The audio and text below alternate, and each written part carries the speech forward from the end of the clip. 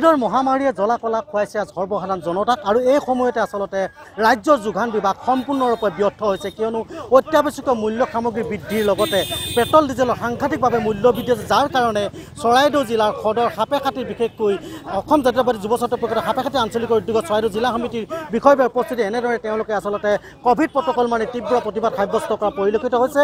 এই মুহূৰ্তত আমি দেখুৱাইছোঁ এনেধৰণে আচলতে অসম জাতীয়তাবাদী যুৱ ছাত্ৰ পৰিষদৰ যিসকল নেতৃত্ব আছে জিলা পৰ্যায়ৰ নেতৃত্ব আৰু সাপেখাতি আঞ্চলিক পৰ্যায়ৰ নেতৃত্বসকলে এনেদৰে কোভিড প্ৰটকল মানি তেওঁলোকে মুখত মাস্ক পৰিধান কৰি তেওঁলোকে হাতত ফেষ্টুন লৈ পেট্ৰল ডিজেলকে ধৰি ইন্ধনৰ সামগ্ৰী মূল্যবৃদ্ধি ৰোধ কৰক, যোগান মন্ত্ৰী মুৰ্দাবাদ, মূল্যবৃদ্ধি হ্ৰাস কৰক ইত্যাদি তেওঁলোকে বেনাৰ ফেষ্টুন লৈ তেওঁলোকে তীব্ৰ প্ৰতিবাদ সাব্যস্ত কৰিছে। এই মুহূৰ্তত ভিডিঅ' জাৰ্নেলিষ্ট বিজু পালে দেখুৱাইছে এনেধৰণে আচলতে ৰাজ্যত কোভিডৰ যি যন্ত্ৰণাই আচলতে সৰ্বসাধাৰণ লোকক যথেষ্ট সমস্যাত পেলাইছে।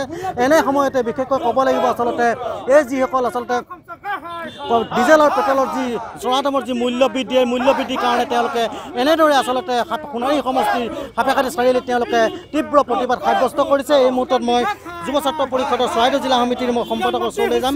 কি ক'ব আচলতে কৰোণাই কোঙা কৰি পেলাইছে, তাৰ মাজতে পেট্ৰল ডিজেলৰ মূল্য বৃদ্ধি, অত্যাৱশ্যকীয় সামগ্ৰীৰ মূল্য বৃদ্ধি, যোগান বিভাগ সম্পূৰ্ণৰূপে ব্যৰ্থ হৈছে। আপোনালোকে আজি কোভিড প্ৰটকল মানি তীব্ৰ প্ৰতিবাদ সাব্যস্ত কৰিছে।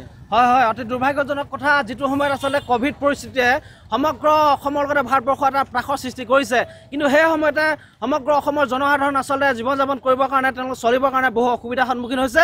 আৰু এই মুহূৰ্তত কিন্তু অসম চৰকাৰ ৰাজ্য চৰকাৰে কিন্তু কোনো ধৰণৰ ব্যৱস্থা গ্ৰহণ নকৰি সাধাৰণ জনসাধাৰণক ৰামটাঙন হৈ আছে। অত্যাৱশ্যকীয় মূল্য বৃদ্ধিৰ লগতে পেট্ৰল ডিজেলৰ মূল্য বৃদ্ধি তেওঁলোকে বৃদ্ধি কৰিছে। আমি তীব্ৰ গৰিহণা জনাইছোঁ আৰু অনাগত ভৱিষ্যত দিনত যাতে সাধাৰণ জনসাধাৰণৰ লগতে পেট্ৰল ডিজেল মূল্য বৃদ্ধি যাতে ৰোধ কৰিব পাৰে আৰু যিসমূহ অত্যাৱশ্যক আমি আলু দাইল চাউলৰ পৰা আৰম্ভ কৰি যিসমূহ অত্যাৱশ্যক সামগ্ৰী এই সামগ্ৰী যাতে তেওঁলোকে বৃদ্ধি হ্ৰাস কৰে আমি তাকে কামনা কৰিছোঁ।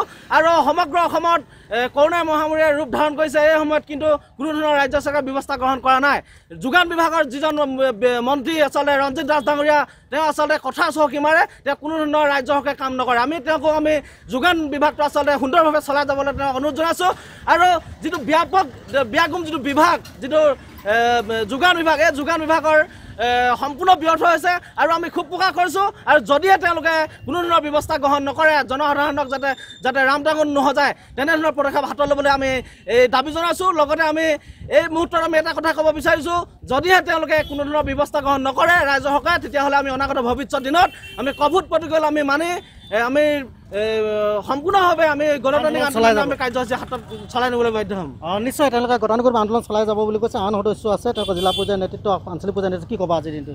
হয় চাওক, ইতিমধ্যে আচলতে কোভিড মহামাৰীৰ পৰিপ্ৰেক্ষিতত সমগ্ৰ আচলতে অৰ্থনৈতিক ব্যৱস্থাটোৱে তছনছ হৈ গৈছে। তেনেস্থলত কিন্তু যোগান বিভাগৰ নিৰ্লিপ্ততাত আমি কিন্তু সন্তুষ্ট নহয়। আৰু অসম জাতীয়তাবাদী যুৱ ছাত্ৰ পৰিষদ সাপেখাতি আঞ্চলিক সমিতিয়ে আমি এটা কথা সকীয়াই দিব খুজিছোঁ যে আচলতে ইমান কৰ কাটল আমাৰ ওপৰত কিয় লগাবলগীয়া হৈছে। ইমান আজি যদি আপোনালোকে চাই ইণ্টাৰনেশ্যনেল মাৰ্কেটত পেট্ৰল আৰু ডিজেলৰ মূল্য কিমান, আৰু অসম চৰকাৰ আৰু ভাৰত চৰকাৰে কিমান আমাৰ ওপৰত কৰ সংগ্ৰহ কৰিছে। এই কৰবিলাক আমাৰ ওপৰত লগাই হিতাধিকাৰী নামত আঁচনি সৃষ্টি কৰি আমাক ৰাম টাঙন দিয়াটো আমি কেতিয়াও মানি ল'ব নোৱাৰোঁ। এই কথাটো আমি স্পষ্টভাৱে কৈ দিছোঁ। আৰু এই আন্দোলনৰ যোগেদি এই আন্দোলনৰ পৰা আমি এটা কথা যোগান মন্ত্ৰী ডাঙৰীয়াক আমি সকীয়াই দিব খুজিছোঁ যে অনাগত দিনত যদি তেখেতলোকে যদি মূল্য বৃদ্ধিৰ ক্ষেত্ৰত কোনো ধৰণৰ ক্ষিপ্ৰতাৰ ব্যৱস্থা যদি গ্ৰহণ কৰিব নোৱাৰে, আমি কোভিড প্ৰটকল মানি চলি গণতান্ত্ৰিকভাৱে অনাগত দিনত নিশ্চয় এনেধৰণে আচলতে তেওঁলোকে সাপেখাতি চাৰিআলিত তীব্ৰ প্ৰতিবাদ সাব্যস্ত কৰা দেখা গৈছে।